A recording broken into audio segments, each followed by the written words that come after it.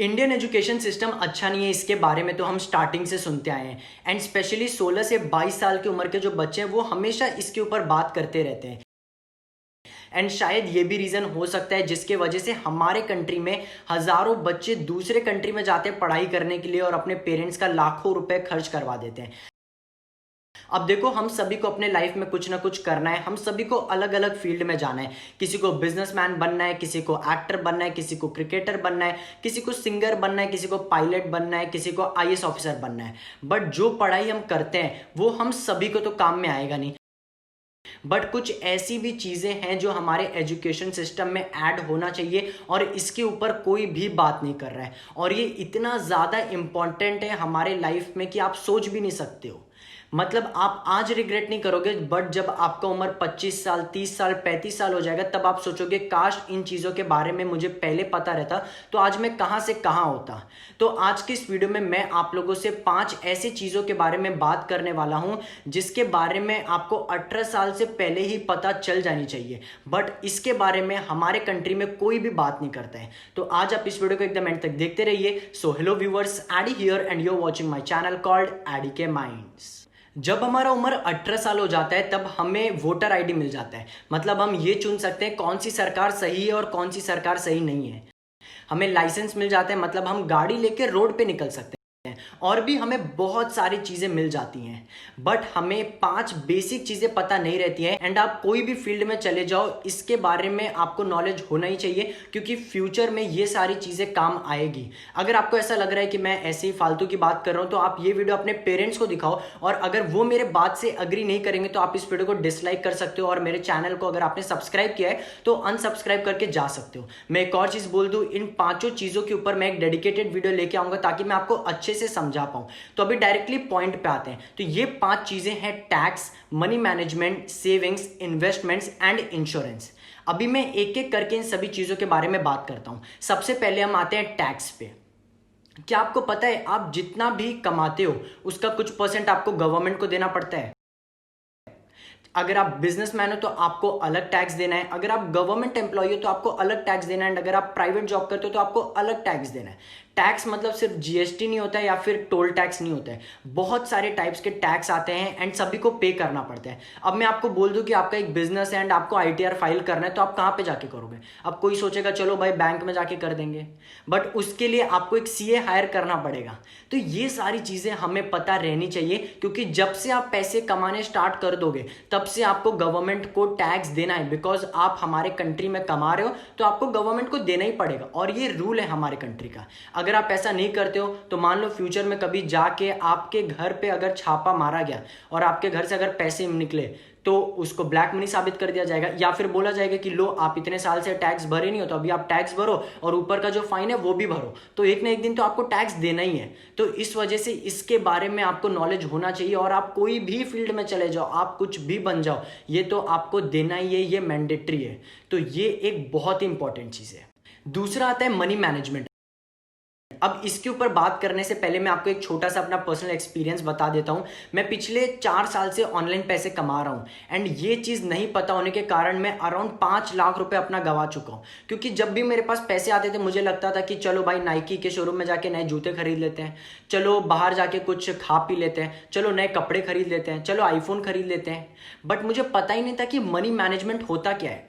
अब जैसा मान लो आप 1 लाख रुपए महीने का कमाते हो तो इसको आपको अपने हिसाब से 4 पार्ट में डिवाइड करना है।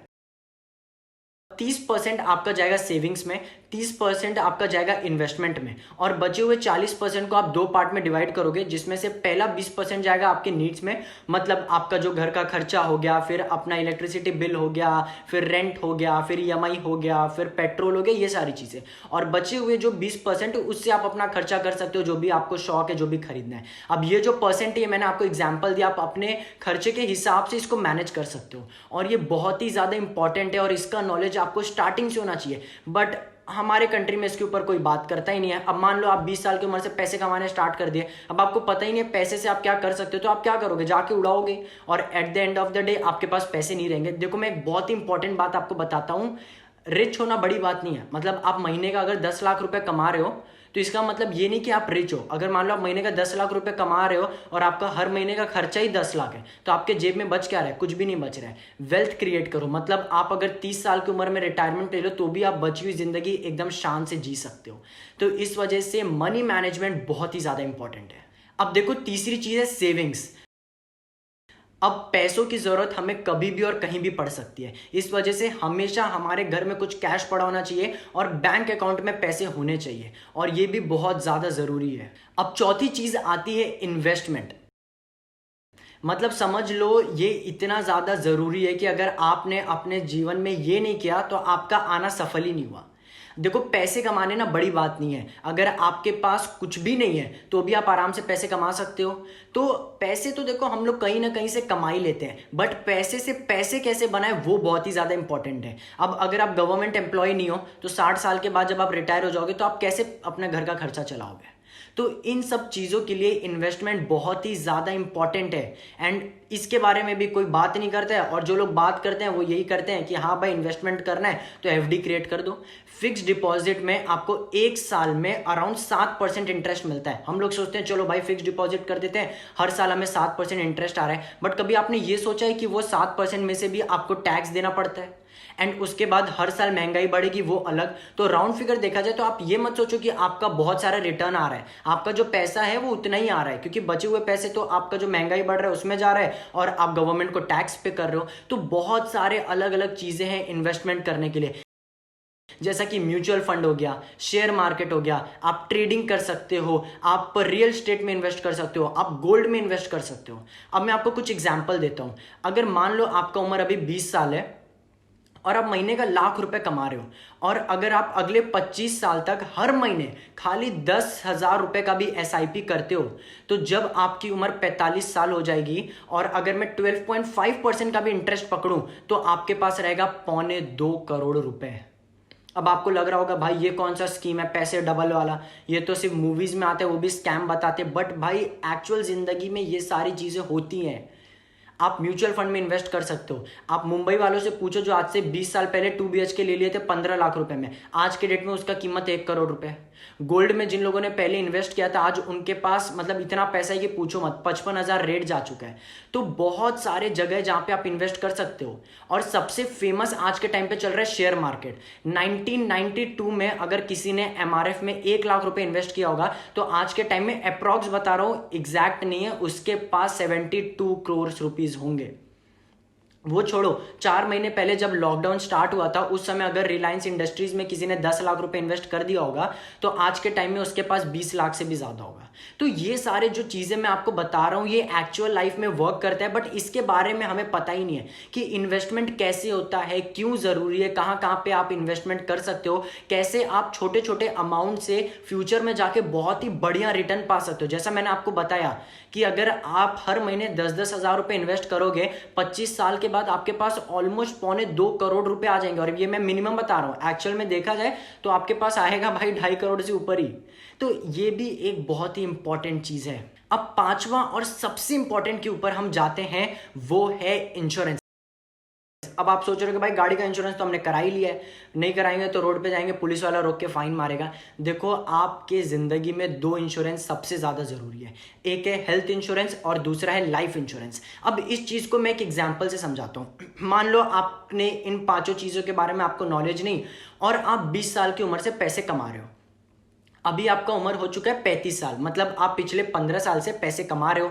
अब अगर आप एक नॉर्मल इंडियन फैमिली से बिलोंग करते हो तो मैं ये गेस कर सकता हूँ कि आपकी शादी भी हो चुकी होगी, शादी में आपने कुछ अपने सेविंग्स खर्च कर दिया होगा, क्योंकि हमारे कंट्री में ऐसे ही रहता है 2 रोटी भले जिंदगी भर कम खा लेंगे मगर शादी एकदम तगड़ा होना चाहिए, मोहल्ले में लगना चाहिए सबसे अमीर इंसान की शादी हुई है। भले जेब में पेट्रोल डालने का पैसा नहीं मगर हमें शादी में भाई गाड़ी चाहिए। तो ये सारी चीजें हमारी इधर होती रहती है। अब आपके 2 बच्चे भी होंगे, एक का उम्र 3 साल होगा, एक का उम्र 4 साल होगा, मतलब जब आपकी उम्र 35 साल हो चुकी है तब आपके पास एक फैमिली है, आपके पास एक वाइफ है, 2 बच्चे हैं। तो आप पिछले 15 साल से अपने मेहनत का पैसा जुटा रहे हो। अब जैसा मैंने आपको बोला बीच में शादी में फिर बच्चों में फिर इतना सब तो आपका खर्च हो ही गया होगा। तो आपका जो भी बचा कुचा है, मान लो मैं पकड़ता हूं कि 30 लाख रुपए आपने अपने 15 साल के वर्क में कमाया है। ये मैं ज़्यादा ही बोल रहा हूँ क्योंकि इंडिया में भाई 20 साल की उम्र से बहुत ही कम लोग कमाते हैं और 35 साल की उम्र तक बहुत ही कम लोग 30 लाख रुपए बचा पाते हैं। तो मैं तो एकदम बढ़ा चढ़ा के ही पकड़ रहा हूँ। अब मान लो मैं बिल्कुल भी ऐसा नहीं चाहता हूँ, बट देखो हमें ज़िंदगी ना प्रैक्टिकली जीनी चाहिए, ऐसे मतलब ख्याली पुलाव वाली ज़िंदगी नहीं जीनी चाहिए। मान लो आपके फैमिली में किसी को ना चाहते हुए भी कोई बीमारी हो गई। अभी मैं कुछ टाइम पहले की बात बता रहा हूँ, मेरे को ऐसी थोड़ा नॉर्मल तबीयत खराब था, हॉस्पिटल गया था, सिर्फ चेकअप वेकअप कराने में 5,000 रुपये चले गए। मेरी बहन को कुछ टाइम पहले थोड़ा सा तबीयत खराब हो गया था, 2 दिन हॉस्पिटल में थी, 35,000 रुपये बिल आ गया। तो इतना महंगा है, हम सबको पता है। अगर आपको हेल्थ इश्यूज हो जाते हैं तो कितना पैसा डूब जाते हैं। अब ना चाहते हुए अगर मान लो किसी को कैंसर हो गया, किसी का किडनी फेल हो गया, किसी को हार्ट में प्रॉब्लम हो गया, तो आप सोचोगे भी नहीं 20 से 25 दिन के अंदर में आराम से आपका 20 से 30 लाख रुपए चला जाएगा। मतलब सोचो आपने 15 साल एक एक रुपए जुटाया, आप ओला छोड़ के लोकल ट्रेन में जाते थे कि ये पैसे बचाऊंगा कल को काम आएगा, और कुछ ही दिनों में आपने पूरा चेक करके हॉस्पिटल वालों को दे दिया, क्योंकि परिवार तो हमेशा पहले है। तो इस वजह से हेल्थ इंश्योरेंस बहुत ही ज़्यादा इंपॉर्टेंट है। एंड आप विश्वास नहीं करोगे, हर महीने से 100 रुपये भी आप दोगे ना अगर हेल्थ इंश्योरेंस कंपनी को, तो भी फ्यूचर में जाके अगर आपका जो हॉस्पिटल का बिल आता है 20 लाख 30 लाख वो लोग दे देंगे। तो ये भी एक बहुत ही ज़्यादा इंपॉर्टेंट है एंड इसके बारे में भी आपको नॉलेज होना चाहिए एंड आपको डेफिनेटली लेके रखना चाहिए। अब इसका जो दूसरा पार्ट आता है वो है लाइफ इंश्योरेंस। हम लोग स्टार्टिंग से सुनते हैं LIC, जीवन के साथ भी जीवन के बाद भी, बट जो हमारे एज के बच्चे हैं 20 साल वाले, हम लोग सोचते हैं क्यों भाई हम दूसरों के लिए क्यों करके जाए, हम खुद की ज़िंदगी जीने आए। अब फिर से मैं एग्जांपल देता हूँ, आप समझो 35 साल के हो, आपकी एक वाइफ है, 2 बच्चे हैं, या फिर जेंडर चेंज कर देते हैं, मान लो वाइफ है, आपका एक हस्बैंड है, 2 बच्चे हैं। अब कुछ ऐसा चीज़ हो जाता है ना चाहते हुए भी कि आप चले गए ऊपर, अब आपके फैमिली का क्या होगा, आपकी वाइफ आपके बच्चों का क्या होगा, या फिर आपके पति आपके बच्चों का क्या होगा। तो LIC अगर आप करते हो या फिर जो भी आपका मतलब लाइफ इंश्योरेंस आप करते हो, बहुत ही छोटे अमाउंट पे भी अगर आपको कुछ हो जाता है तो आपके परिवार को बहुत ही ज़्यादा हेल्प मिल जाएगा। मतलब आपके बच्चे, आपकी वाइफ या फिर आपके पति आपके बच्चों के पास एक इतना लमसम अमाउंट रहेगा कि वो हाँ चलो बच्चे पढ़ाई कर लेंगे और जो भी मतलब वाइफ या हस्बैंड है वो भी खाम भर मतलब निकाल लेगा। तो इस वजह से ये भी बहुत ही ज़्यादा इंपॉर्टेंट है। तो आई होप आपको पता चल चुका होगा कि ये 5 चीज़ें क्या हैं और ये कितना ज़्यादा इंपॉर्टेंट है। नॉर्मली मैं इस टाइप की वीडियोस बनाता नहीं हूँ एंड मैं सच बताऊँ ये वीडियो मैं शूट कर रहा हूँ रात के 3 बजे और AC फैन सब कुछ बंद करके शूट करना पड़ता है ताकि आवाज़ ना आए। तो पूरा हालत मेरा ख़राब हो गया क्योंकि बहुत बार रीटेक भी हो गया और मैं होम टाउन में आया हूँ, तो मेरा जो पूरा सेटअप है ये भी मैं किसी तरह जुगाड़ करके अभी बनाया हूँ। और जिन लोगों को नहीं पता, एक्चुअली मैं रहता हूँ मुंबई में एंड ये सारी चीज़ें ना आपको पता होनी चाहिए क्योंकि आपको फ्यूचर में ये सारी चीज़ें काम देगी। एंड अगर आप अभी से स्टार्ट कर देते हो तो आप रिग्रेट नहीं करोगे, आप सोचोगे कि चलो अच्छा हुआ अभी मुझे चीज़ पता चल गई, अब मैं ये सारी चीज़ें करूँगा। और मतलब जीवन में आपको ये सारी चीज़ें करनी है, समझ लो। तो अगर आपको वीडियो अच्छा लगा तो इस वीडियो को लाइक करना मत भूलना एंड अगर कुछ भी डाउट है तो नीचे कमेंट सेक्शन में पूछ लो। ऑल दो मैं इन सभी टॉपिक के ऊपर एक डेडिकेटेड वीडियो लेके आने वाला हूँ। अगर आपको वीडियो अच्छा लगा तो प्लीज़ हमारे चैनल को सब्सक्राइब करके बेल नोटिफिकेशन दबा दो और मैं आपको मिलता हूँ अगले वीडियो में। Till then stay safe, stay at home. Thank you.